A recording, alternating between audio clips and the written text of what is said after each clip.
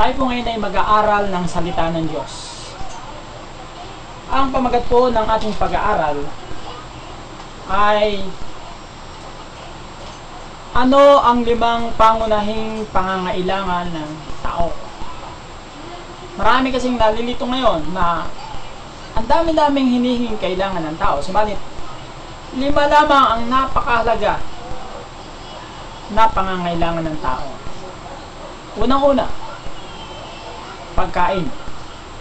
Ang pagkain ng ating tiyan, ano ba ang mga kinakain natin? Marami. Kanin, gulay, karne, isda, prutas, at iba pa. Pangalawang pangangailangan ng tao ay pananamit, clothing. Ito yung pamproteksyon sa ating katawan para sa ating panahon. Pangatlo, shelter. Ang tulugan. Kailangan nito ang silungan, pahingahan, at tulugan. Pangapat, secular education. Yung pag-aaral natin sa eskwelahan. Kailangan marunong tayong bumasa at sumulat. Napakahalaga po nito. Kapag hindi po tayo nakapag-aral, ay maaaring kulang ang ating buhay.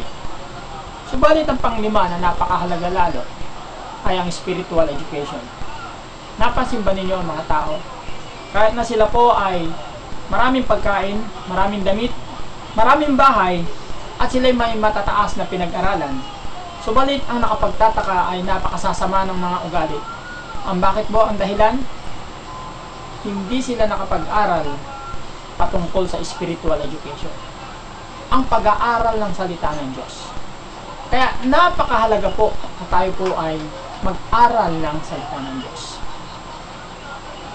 Paano ba natin pakakainin ang ating puso? Ganito po yung mga kapatid. Ang isip natin, pinakain natin ng